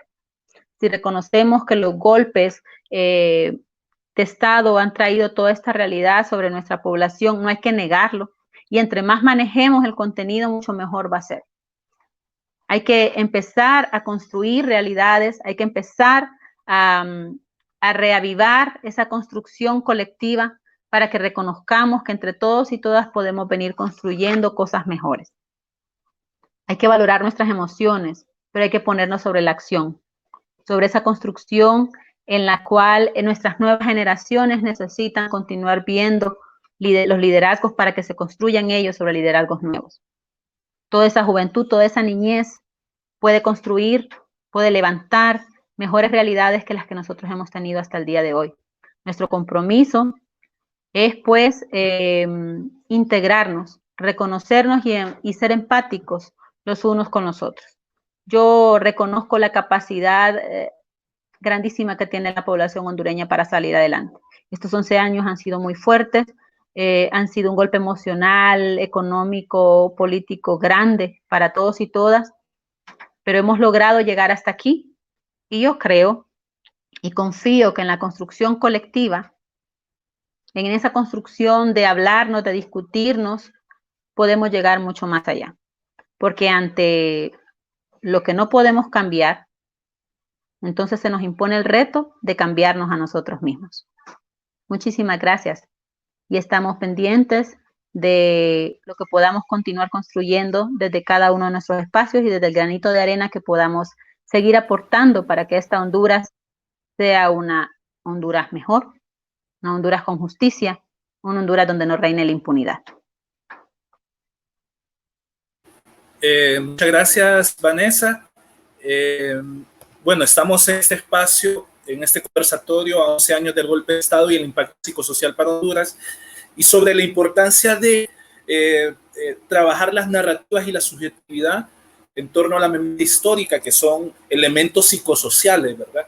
Desde lo psicosocial hablamos entonces de verdad, justicia, memoria, ¿sí? Entonces, es desde aquí que hemos querido realizar este espacio como un homenaje de memoria, ¿sí? Y toda acción, todos sabemos que es política, ¿sí? Y realizar un conversatorio a 11 años del golpe de Estado y el impacto psicosocial es también un acto político, ¿sí? En un momento de la pandemia, un momento posterior al golpe de Estado, en Facebook Live, ¿sí? Y también al gremio, ¿verdad? A la psicología misma, a la sociología, es un acto político, a partir de ahí. Entonces, vamos a tener este espacio de 20 minutos de conversatorio. Venimos en una serie de conferencias. El día viernes tuvimos una conferencia sobre psicología y espiritualidad en tiempos de duelo. El día de hoy, este foro a 11 años del golpe de Estado y el impacto psicosocial. Y el día miércoles tenemos una conferencia también para la población de manera abierta, de excelencia en tiempos de COVID, brindada por el licenciado Otsmar, ¿sí? Luego vendrán otras conferencias que estamos planificando en la siguiente semana sobre la pandemia y cómo abordarla desde un enfoque psicosocial. Estamos pensando abordar el tema del duelo, pero desde una perspectiva psicosocial. Hemos visto algunas conferencias sobre duelo, pero no tiene el planteamiento psicosocial y no tiene específicamente también, o no han tenido, al menos las que he presenciado, algunas consideraciones que la pandemia nos están brindando, como es este duelo complicado o la pérdida ambigua o la dificultad de trabajar los simbolismos, lo simbólico y la subjetividad. Entonces, en ese sentido, la licenciada Marta Crespo, que lucha en el tema ambiental, me ha pedido que antes del conversatorio podamos brindar un pequeño video de 2 minutos para que también nos marque en el tema reflexivo. Creo que los compañeros nos han dado diferentes perspectivas en diferentes ámbitos, ¿verdad? Y justamente me gustaría pensar que la mayoría de la población, la mayoría de los profesionales con un enfoque crítico social, perciben entonces todos estos siguientes eventos post-golpe como una profundización de permitir ese momento, ¿sí? Y no podemos negar entonces que en el área ambiental también ha pasado esto, ¿sí? Desde la pérdida de nuestra compañera Berta Cáceres hasta todas las condiciones políticas que se han provocado, que han venido a pulverizar nuestro medio ambiente. Entonces, hasta la crisis de agua que sufre La Ceiba, que sufre Tegucigalpa, bueno, de la tala del bosque y el gorgojo en nuestro territorio. Bueno, entonces vamos a compartir este pequeño video y a partir de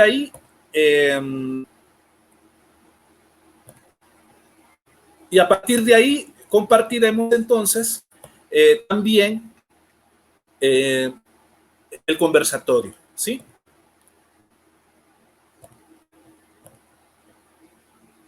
Bien, espero.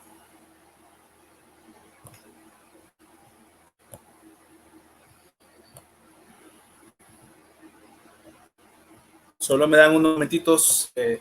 Lo técnico siempre estamos aprendiendo. Y listo. Más de 400.000 hondureños no tienen cobertura de agua potable. Dos colchones apoyados en piedras, una base de madera con unos cuantos cartones y una hamaca al gobierno. 200 millones de dólares han desaparecido de los fondos del Seguro Social de Honduras. Las zonas del principal hospital de Tegucigalpa están saturadas con la pandemia del coronavirus.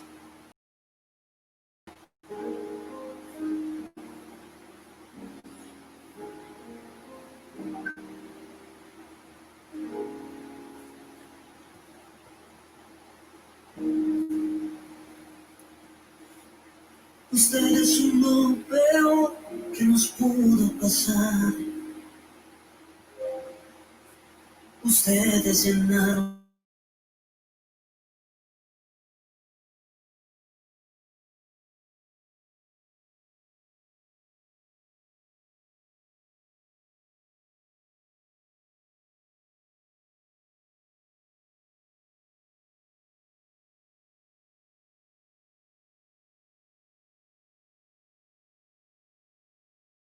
se burlan de él, les engaño limón, lentamente lo matan, son un cáncer mortal.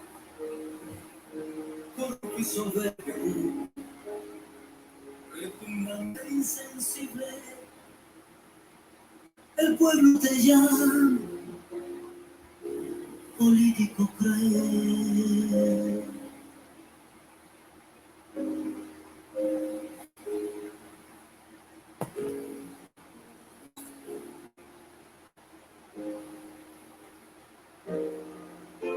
Ustedes cambiaron la honradez por la avaricia.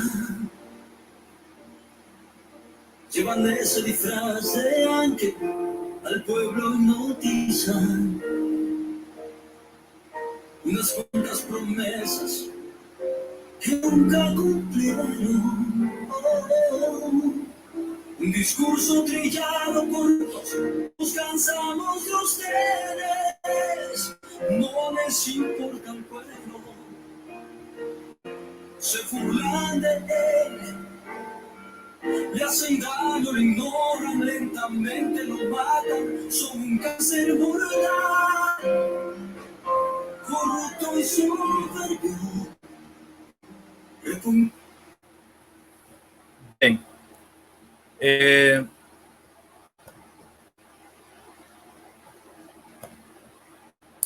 Bien, a partir de aquí entonces sumo a diferentes compañeros para poder tener este pequeño momento de comentarios, preguntas, respuestas. Anexo entonces a la licenciada Marta Crespo, a Sergio Bar, y me queda pendiente Vanessa, que parece ha tenido alguna conexión, se le ha perdido la conexión. Bien, a partir de aquí, si hay algún tipo de comentarios, preguntas, respuestas, agradecer mucho a las personas que han estado en este pequeño acto de memoria. Si no, entonces compartimos a partir de aquí entonces algunos otros comentarios sobre lo que hemos visto, de lo que ha opinado la gente, sobre lo que se ha mencionado, se ha dicho, y empezamos. Gracias, Vanessa. Sergio, viendo hacia el futuro un poco, la perspectiva para los tres, ¿sí? En este caso, una pregunta que se me viene a la mente es, socialmente, de esta visión social, ¿qué es lo que toca hacer? ¿Sí? A futuro, ¿qué recomendarías a poder trabajar en la población? ¿Sí?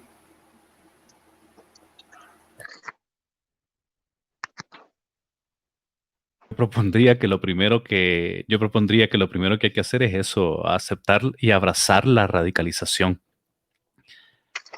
Una de las cosas que me hacen sentir a mí que estoy tomando pastillas de locura a veces es que, si vos te fijas, el discurso de la extrema derecha lo presentan en público sin ninguna vergüenza y sin ninguna pena, porque creen fielmente en lo que plantean, ¿no? Y te hablan de feminazis, y te hablan del discurso gay, y te hablan de que la naturaleza está ahí para explotarla, y que cuál es el problema, y que si lo mataron es que andaba metido en algo, y que si le hicieron algo es por cómo se vistió, y que, en fin, y lo presentan tranquilamente, sin ningún problema.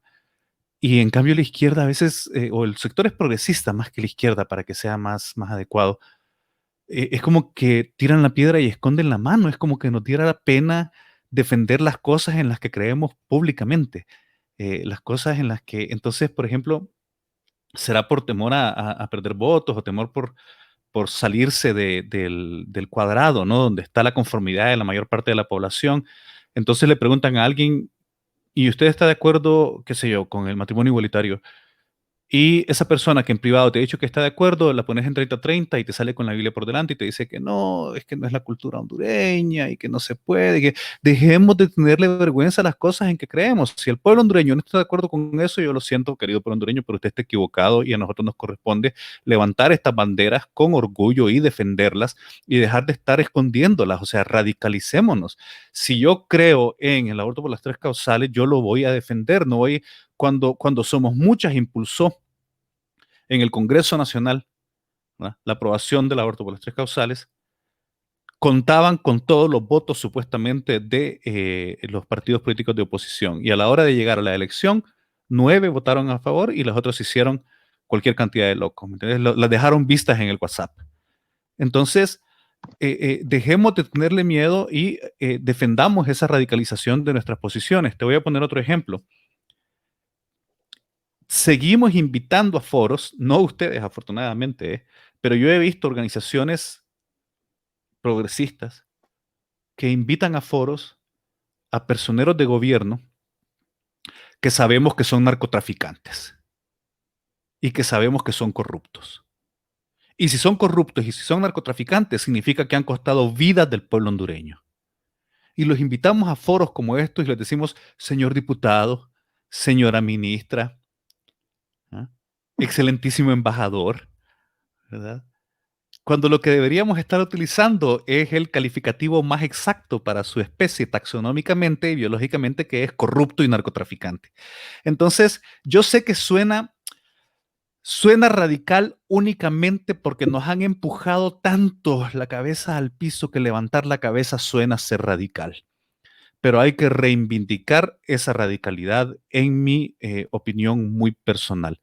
Porque hay que entender un sentido, hay que respetar el sentido de urgencia, hay que creer en el sentido de urgencia.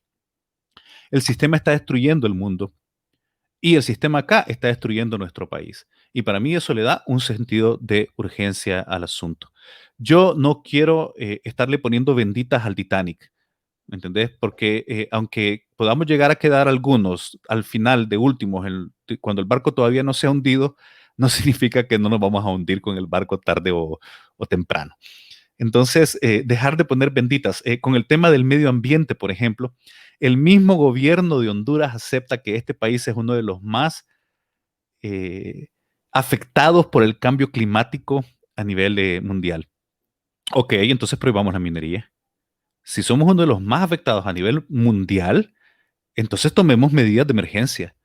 ¿Ah? Pongamos veda al uso de la madera y recuperemos nuestros bosques. ¿Ah? Y que no me vengan con que hay los empleos por la minería. La minería da 6.250 empleos en todo el país.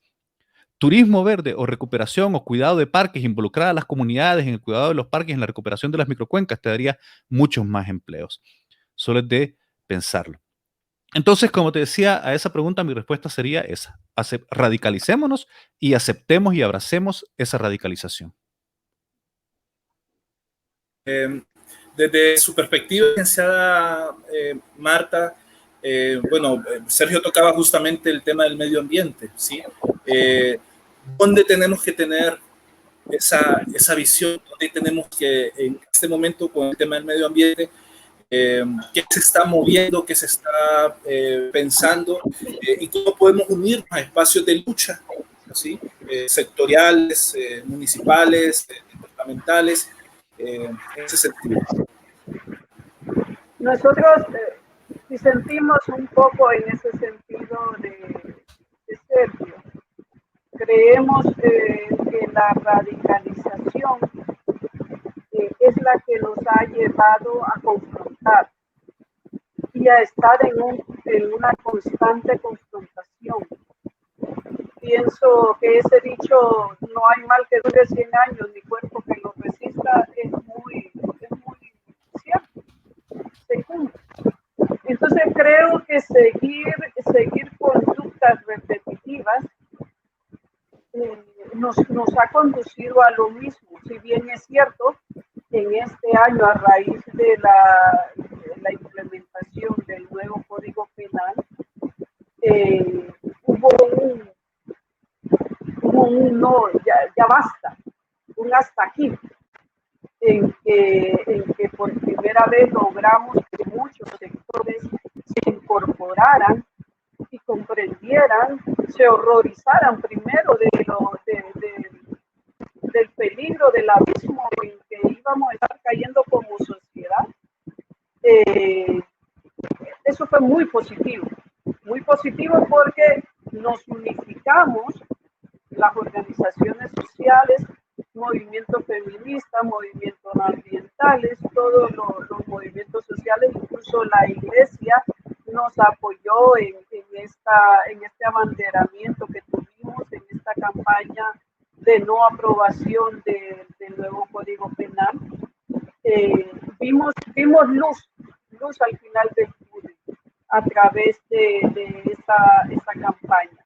Consideramos que fue de muchos logros esa campaña, primera vez nos lográbamos unificar muchos sectores. Más de 100 organizaciones sociales de Honduras se incorporaron a darle frente a este nuevo código, a pesar de las inconveniencias que traía consigo la pandemia, el confinamiento social, y que todo el trabajo se hizo a través de las redes sociales. Se logró que esos 67 diputados presentaran batalla. Ahorita está como que en el limbo la situación, pero eso nos favorece siempre. Siempre nos favorece porque diferente hubiera sido que una vez más hubiéramos bajado la cabeza y dejar que ese infame código se hubiera aprobado. Entonces yo siento que avanzamos mucho en torno a ese interés común, y vi que funciona la unidad, vi de que sí podemos unirnos los hondureños. Para mí es un éxito lo que logramos después de 11 años en que no lográbamos ver no lográbamos anotar un gol a esta gente infame. Entonces creo que en ese sentido vi esa luz que es la unidad en torno a intereses comunes, porque también el oficialismo ha logrado que dentro de la misma oposición nos dividamos. Estamos divididos y no encontramos puntos en común. Vemos que los radicales del movimiento de oposición son hechos a un lado, porque el pueblo hondureño, su idiosincrasia, no es una persona que herrera, que vaya a dar dispuesta a agarrar armas. El hondureño común no es así. El hondureño típico es un hondureño. Yo le decía el otro día a un alto empresario que vivía en una transnacional, que por esas cosas de la vida es amigo mío, le decía, mire, el hondureño es el ser más especial de la tierra. Le encuentro tantas bondades al hondureño que me encandila que hablen mal de que somos haraganes, de que somos mantenidos, de que nos gusta estar echados en el sofá esperando que nos traigan la comida, y tanto pensamiento equivocado que tienen sobre los hondureños. Entonces le decía yo a él, el hondureño es especial, hay que saber conocerlo, hay que saber vivenciarlo, identificarlo. Entonces no somos personas, y durante 11 años lo he dicho, no somos radicales, no somos combativos, somos personas que buscamos siempre soluciones sabias, soluciones que lleven al bien común. Somos generosos. Entonces, en ese sentido, la radicalización como ambientalista, nosotros también hemos buscado evitarlo, hemos buscado conciliar y conciliar, por ejemplo, alcaldías, fuerzas armadas, cuerpo de bomberos y la sociedad en general. Sabemos cuáles son los defectos de todos ellos, sabemos cuáles son sus debilidades, cuáles son sus vulnerabilidades, pero entonces buscamos el punto común, protección del medio ambiente, y nos vemos sí cuesta porque muchos, como dice Sergio, cómo invitar a un diputado que ya sabemos que anda en narcotráfico o que incluso ha participado de la corrupción y que sigue participando y anda impune. ¿Cómo invitarlo? Entonces se trata de, ha sido duro como ambientalista, pero hemos logrado avanzar mucho, no confrontando, no poniendo a las partes a que choquen, sino buscando el punto común, que es la defensa del medio ambiente. Entonces, de esa manera logramos hacer que ellos dicen que ellos mismos se dan cuenta, es cierto, o sea, aceptan su delito, aceptan su pecado. Y de una u otra manera hemos logrado ir avanzando en esta lucha y tan asolapada como la del medio ambiente, ¿verdad? El cuidado, la protección. Pero sí, pienso que no es la radicalización de nuestras actitudes la que nos va a llevar a salir de este gran bache que nos venimos arrastrando desde el golpe de Estado. Ok, bien. Vanessa, tu perspectiva en torno a esto, hacia el futuro, ¿qué propones? Y justamente, como lo ha mencionado en cierta manera la licenciada Crespo, es una dialéctica, ¿verdad? Toca a partir de ahí tomar banderas, levantar la mirada, como proponía Sergio, esa dialéctica de buscar puntos en comunes con espacios, sectores, organizaciones. ¿Cómo lo percibís vos? ¿Cómo lo interpretás vos? ¿Qué toca de aquí hacia adelante como educación?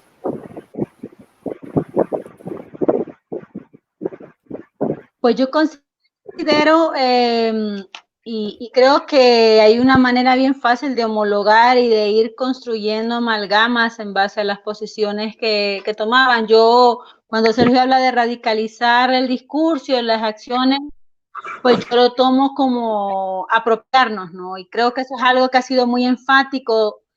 De alguna manera gradual ha venido a haciéndose más enfático en la actualidad después del golpe. El hecho de poder expresar lo que pensamos, el poder defender nuestras posiciones y el no estar esperando, porque en ese tema de no querer confrontar, es lo que nos han venido construyendo, ¿no? La idea de que eso es violencia, depende de cómo lo hagamos. Yo creo que la oportunidad del debate debe de seguir sobre la mesa, porque esa es la única manera sobre la cual podemos llegar a nuevas posiciones, a nuevas ideas y a nuevas construcciones.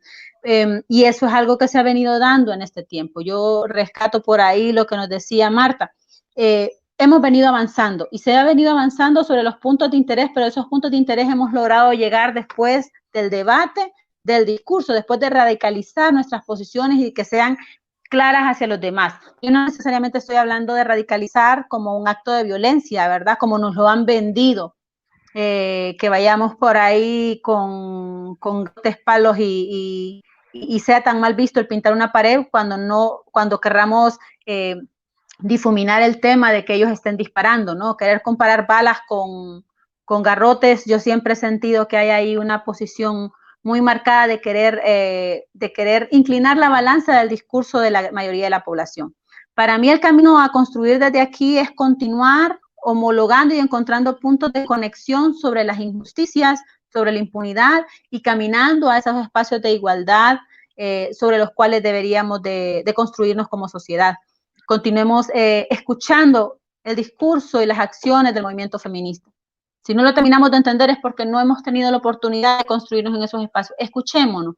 Escuchemos qué tiene que decir el movimiento ambiental sobre qué realidades ellos vienen a coartar el tema, porque es lo que decían por ahí algunos salen defendiendo el tema de la minería sobre la cantidad de trabajos para las comunidades, pero ¿qué nos está quitando esto? ¿Y de qué otra manera podríamos construir trabajo también? ¿No?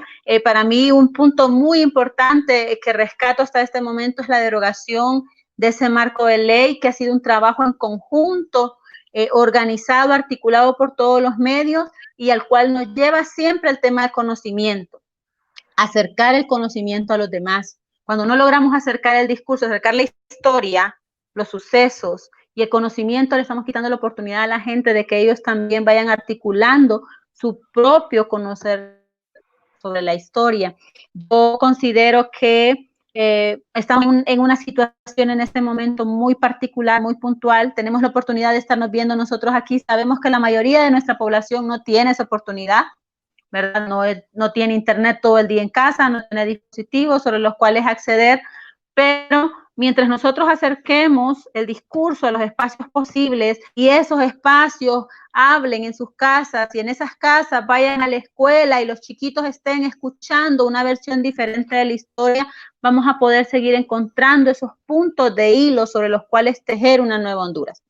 Yo soy fiel creyente que en la medida en que nosotros expongamos nuestras ideas, nuestras emociones los otros nos puedan escuchar y podamos construir ese diálogo empático, vamos a encontrar más rápido esos puntos de conexión y voy a poder conectarme como mujer con la comunidad afrodescendiente, voy a poder conectarme como madre con las comunidades campesinas y entender el por qué ese diálogo viene construyéndose, aunque esté en Tegucigalpa, ¿sí? Aunque mi realidad sea diferente, encontrar nuevamente esos puntos sobre los cuales mi discurso se vuelva nuestro discurso y mis acciones se vuelvan nuestras acciones, va a lograr fortalecernos como sociedad, va a lograr enfatizar ese tema de cultura, de memoria histórica y de identificación, porque como por ahí decía Marta, nos han vendido la idea afuera de que somos haraganes, de que somos aquí, de que somos allá, y nosotros sabemos al convivir con nuestra población que es muy diferente sobre lo cual hemos construido. Yo he tenido la oportunidad de trabajar con mujeres maravillosas, con mujeres muy fuertes. Yo encuentro la fortaleza en cada una de esas comunidades. He tenido la oportunidad de visitar espacios remotos y ver cómo nuestra población entiende mucho más de justicia, de colectividad, de solidaridad, que lo que nosotros creemos. A veces hay que darnos la oportunidad de aprender de todos estos grupos y de todas estas poblaciones, porque al final los hondureños somos esa arista, ¿no?